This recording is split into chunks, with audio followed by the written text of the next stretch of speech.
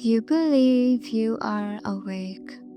You believe you are making choices. You believe your thoughts are your own. But beneath every decision you make, beneath every emotion you feel, beneath every pattern that keeps repeating in your life, there is something else at work. Quiet, persistent, invisible. Your subconscious mind. It does not ask for permission. It does not wait for logic. It does not explain itself. It simply builds. And it builds your reality from inside out. Most people imagine the subconscious as something vague, a background process, a storage room for memories, a place where dreams happen. But this is a dangerous misunderstanding because your subconscious is not passive, it is an architect. And you are living inside the structure it designed. Think about this. You wake up with a certain mood without knowing why. You feel drawn toward certain people and repelled by others. You sabotage opportunities right when things begin to work. You repeat the same relationship patterns with different faces. You expect disappointment, and somehow it arrives. Not once, not twice, but again and again. This is not bad luck. This is not fate. This is conditioning. Your conscious mind believes it is in control because it speaks in words. But your subconscious speaks in patterns. And patterns are more powerful than thoughts. Your conscious mind might say, I want success. I want peace. I want love. But your subconscious asks a different question. What feels familiar?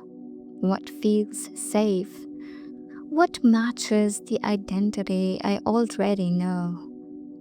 And whatever the answer is, that is what it creates, even if it hurts you, especially if it feels familiar.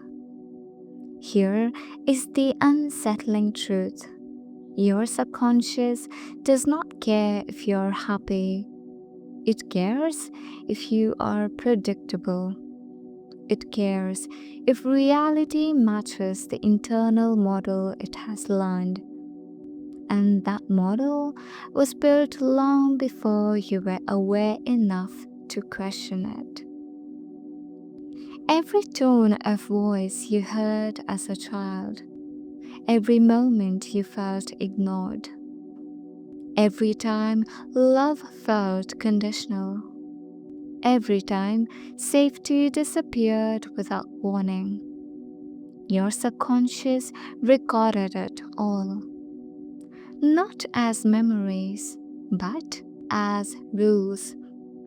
Rules about what love costs, what success threatens, what attention leads to, what you deserve, what always happens in the end. And once those rules are installed, your mind will bend reality to obey them. You may consciously chase confidence, but subconsciously believe visibility is dangerous. So every time you step forward, your body hesitates, your voice tightens, your timing collapses. You may consciously want intimacy, but subconsciously associate closeness with loss. You attract people you cannot stay, or you leave before they can. You may consciously want change, but subconsciously equate change with chaos. So, stability arrives and you destroy it. Not because you want to, but because your subconscious is protecting you from a world it believes is unsafe. Protection does not always look kind. Sometimes it looks like fear. Sometimes it looks like procrastination. But underneath it all is the same intention. Do not break the pattern. Do not risk the unknown. Do not rewrite the rules. And here is where it becomes even more unsettling. Your subconscious does not distinguish between past and present. If danger once existed, it assumes it still does. If love once hurt, it assumes it always will. If being seen once caused pain, it assumes invisibility is safety. So it recreates those conditions again and again, not because they are true, but because they are familiar. You do not see the world as it is. You see the world as your subconscious expects it to be. And slowly, subtly, relentlessly, you behave in ways that make those expectations come true. This is not manifestation in the mystical sense. This is neurological survival. Your brain is constantly predicting reality and then filtering perception, emotion, and behavior to confirm the prediction. Your subconscious writes the script. Your conscious mind believes it is improvising. And the most haunting part? Most people live their entire lives inside a subconscious story they never choose. A story written in childhood, edited through pain, reinforced by repetition. A story that quietly decides who you become, what you attract, what you avoid, what always seems to happen to you. But tonight, you're not here to remain unconscious. Tonight, you are here to see the architect. Because once you see how the structure was built, you can begin to change the blueprint. In the next chapter, we descend deeper into the moment your subconscious learned its rules. Chapter 2: The First Imprint: How Early Experiences Program Reality. Before you ever learned a language, before you could form memories the way you understand them now, your subconscious was already listening, watching, recording, learning the rules of existence. Not through logic, through feeling. As a child, your brain was not designed to question reality. It was designed to absorb it. Every look on a caregiver's face, every pause before affection, every unpredictable mood, every raised voice, every silence, every absence. Your subconscious took all of it and asked one question: what do I need to believe about the world in order to survive? And then it answered, permanently. This is called imprinting. It happens early, it happens fast, and it happens before you have any defense against it. If love felt warm and consistent, your subconscious learned the world is safe, connection is nourishing, I can relax. If love felt conditional, inconsistent, or earned, your subconscious learned love must be worked for. Safety can disappear. Stay alert.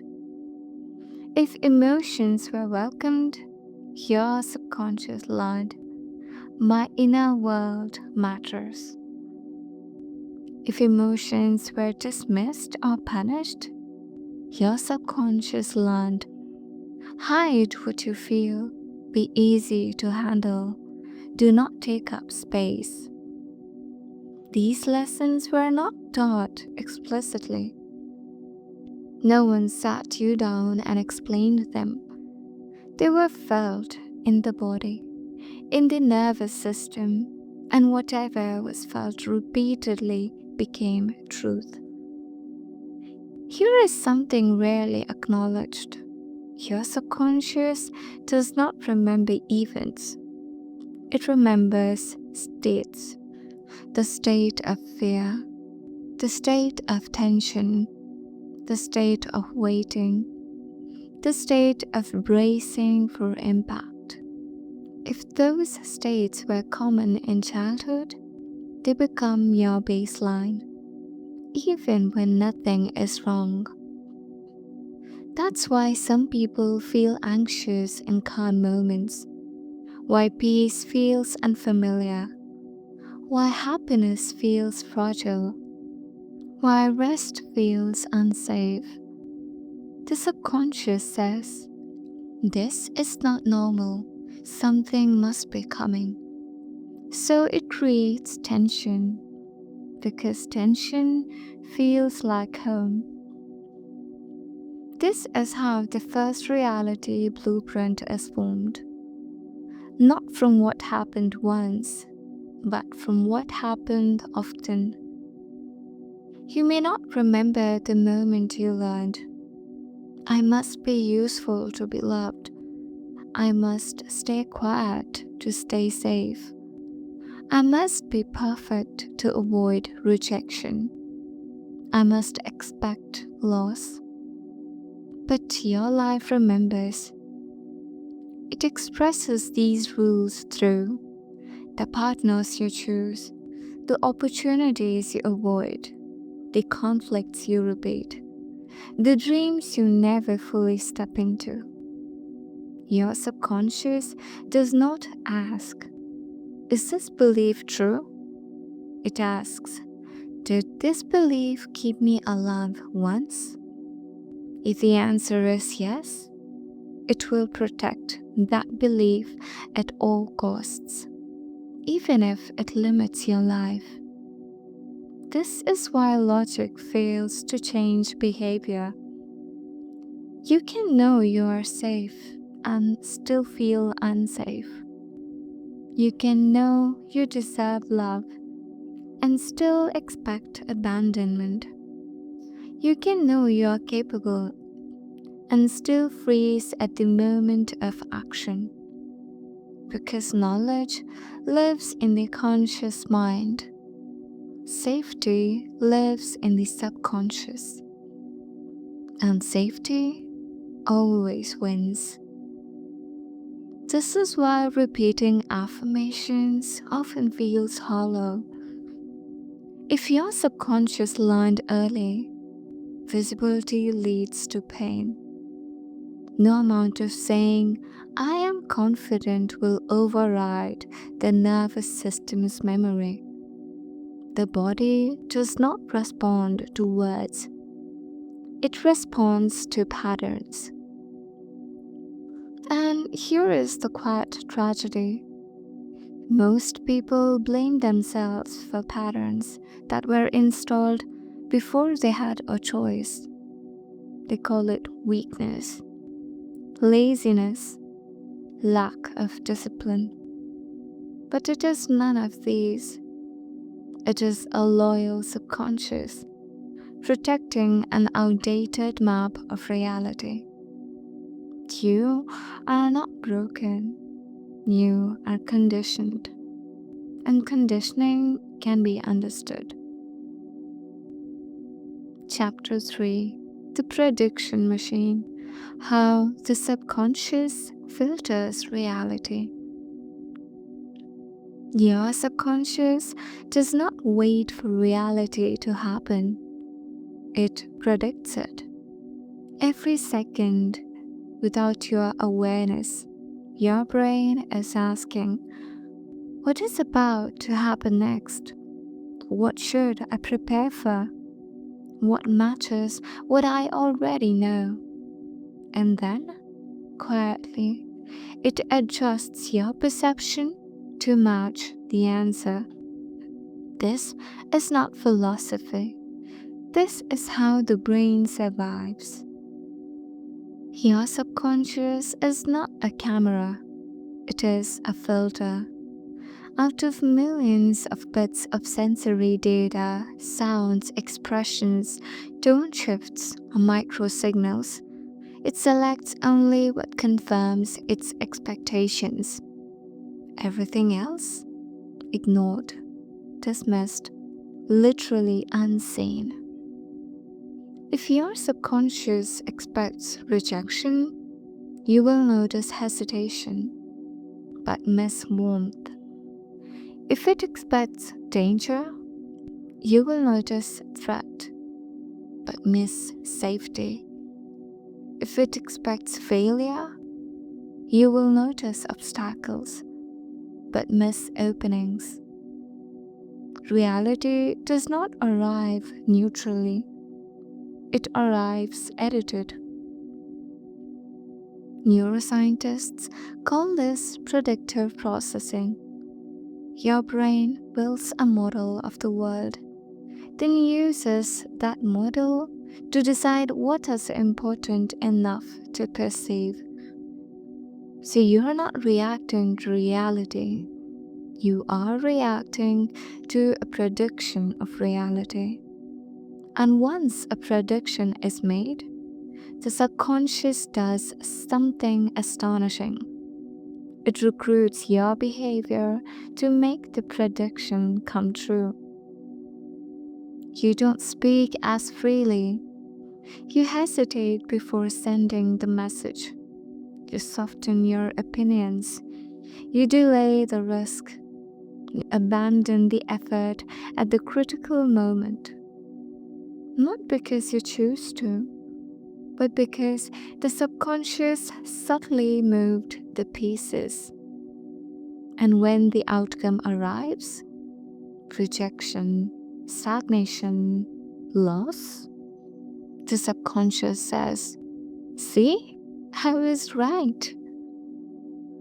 This is how self-fulfilling realities are born, not through intention, through expectation.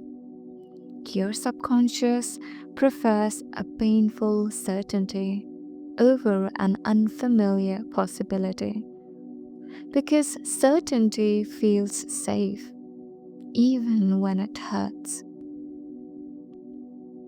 This is why people repeat the same life chapter with different characters, same emotional ending, different faces, same disappointment, different circumstances, because the subconscious keeps asking, what outcome feels familiar enough to trust?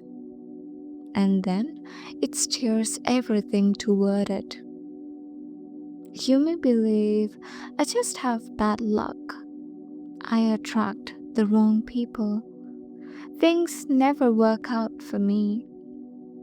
But underneath these thoughts is something deeper, a subconscious production loop. And here is the most important realization so far. Your subconscious does not change its predictions based on logic. It changes them based on evidence, but not evidence from words, evidence from experience. This is why insight alone does not transform a life. Understanding the pattern does not stop the pattern. The subconscious needs to feel something different, repeatedly, safely, gradually. Until then, it will continue to project the past onto the future, like a projector stuck on the same slide. But something extraordinary happens. When the subconscious protection begins to loosen, when it hesitates, when it says, wait, this feels unfamiliar, but not dangerous. That hesitation is the opening. That is where reality can change. Chapter 4: Emotion is the code. Why feelings shape outcomes. Your subconscious does not understand language. It understands emotion. This is the part most people never realize, and the reason change feels so difficult. You can explain something to yourself 1,000 times, but if it doesn't feel real, your subconscious ignores it. Because emotion is the coding language of the subconscious. Not logic, not intention, not motivation, feeling. Think about how memories work. You don't remember most days of your life, but you remember the day you were humiliated, the day you were abandoned, the moment you felt unsafe, the moment you felt deeply seen. Why? Because emotion marks importance. Emotion says, save this, this matters. Your subconscious organizes reality by emotional intensity. Whatever you feel repeatedly, especially early, especially deeply, becomes truth. This is why people get trapped in emotional loops. Not thought loops, emotional ones. You might consciously think, I'm fine, but your body feels tight. Your breath is shallow. Your jaw is clenched. Your subconscious believes the body, not the thought, because the body does not lie. This is why emotional states shape destiny. If your baseline emotional status, tension, vigilance, low-grade fear, quiet sadness, then your subconscious interprets the world through that lens. It assumes this is how life feels. This is normal. This is who I am. And it creates circumstances that match the feeling. Here is a crucial truth. Your subconscious does not manifest what you want. It manifests what you are emotionally rehearsing. If you emotionally rehearse waiting for disappointment, you will find it. If you emotionally rehearse bracing for loss, you'll feel it, even in safe situations. If you emotionally rehearse not being chosen, you will subtly act in ways that confirm it. This is not punishment, it is coherence. The brain seeks internal consistency. It wants the outer world to match the inner emotional weather. This is why sudden success can feel terrifying, why peace can feel uncomfortable, why love can feel suspicious. They conflict with the internal emotional set point. And when there is conflict, the subconscious resolves it by restoring the familiar feeling. This is also why trauma is not stored as a story. It is stored as a state of contraction, a state of alertness, a state of helplessness. And until that state changes, the subconscious assumes the threat still exists. You're not reliving the past because you want to. You're reliving it because the emotional signal never resolved. The nervous system never received the message. It's over now. And so it keeps recreating similar emotional conditions, hoping unconsciously for a different ending. This is why people repeat pain, not because they enjoy it, but because part of them is still waiting for resolution. Now, here is where everything begins to shift. Because once you understand this, you stop trying to change reality with thoughts, and you begin to work with emotion. The subconscious changes when it experiences safety without collapse, visibility without punishment, closeness without loss, effort without exhaustion, repeatedly, gently, without force. This is why healing often feels boring, why it feels slow, why it feels subtle, because the subconscious updates cautiously. It does not leap, it tests. Each small emotional contradiction weakens the old code. Each calm response where panic was expected. Each moment of rest where danger was predicted. Each boundary held without rejection. Those moments matter more than grand affirmations. They are evidence. And evidence is how reality rewrites itself. Chapter 5: The Identity Trap. Why the mind protects who you think you are. There is something your subconscious will protect more fiercely than comfort, more fiercely than happiness, more fiercely than success.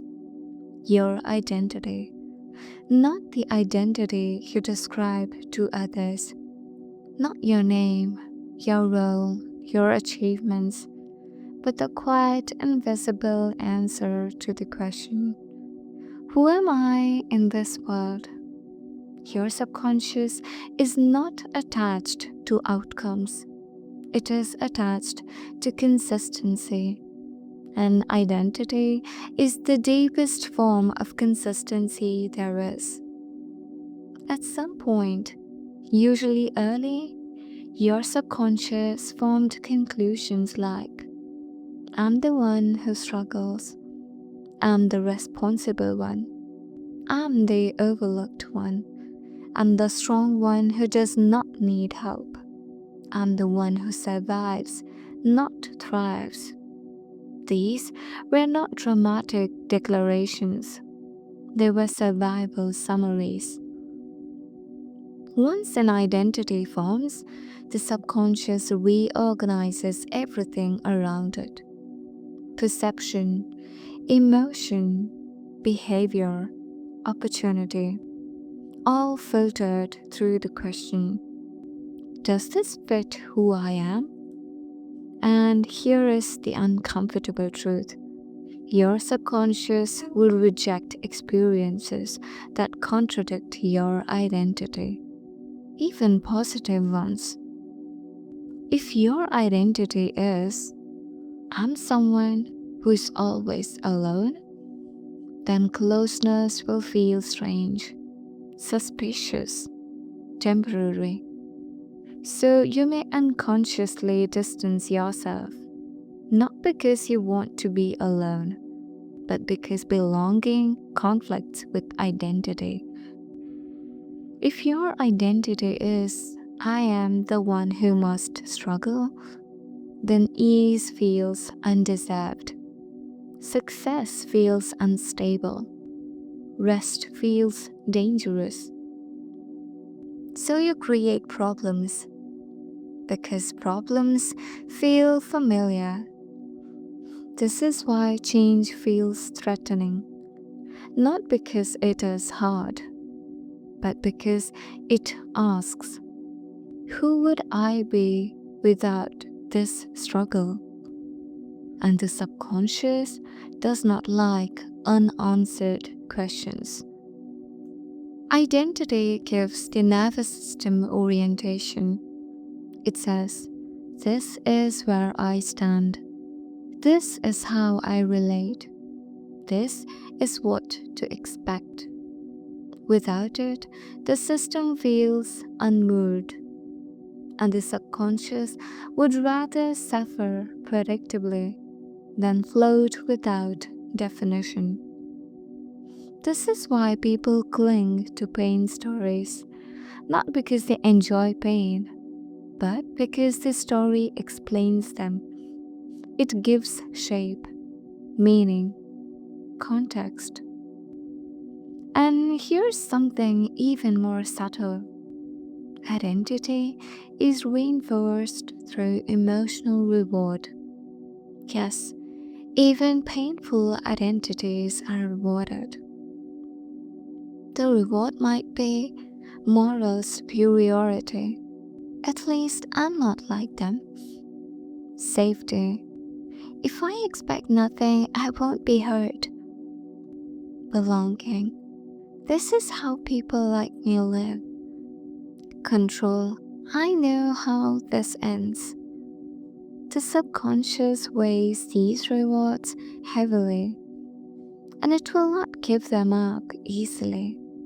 This is why people sabotage change right at the threshold, not at the beginning.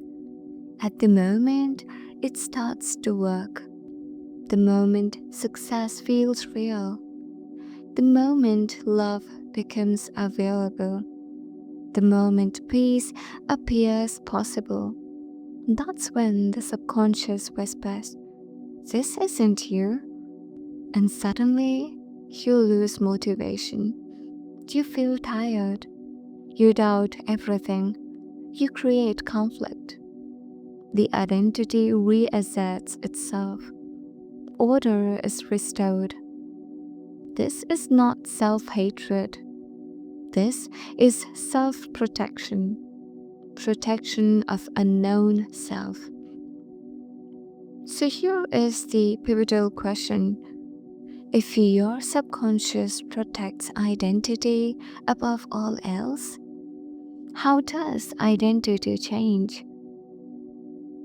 Not by force, not by pretending, not by positive thinking. Identity changes only when the subconscious gathers evidence of a new self, not imagined, lived, felt, repeated. A single breakthrough does not change identity. Consistency does. Each time you act in a way that contradicts the old identity and survive, the subconscious takes note. Each time you rest without consequence, speak without punishment, receive without loss. a new identity begins to form. Quietly, without announcement, the old identity does not disappear. It loosens, its grip weakens, and eventually it stops being who you are and becomes something you once were. Chapter 6: Rewriting the Blueprint. How change really happens. Change does not arrive the way you were taught to expect it. There is no single moment where everything clicks. No dramatic breakthrough where the past dissolves. No sudden reinvention of the self. That story belongs to the conscious mind. The subconscious works differently, quietly, gradually, almost invisibly. The subconscious updates reality the same way it learned it, through repetition, through feeling, through safety, not through force. Most people try to change from the outside in. They change habits, they chase motivation, they discipline themselves into exhaustion. And when it doesn't last, they conclude, I lack willpower, I am inconsistent, I always fall back. But the truth is simpler and kinder.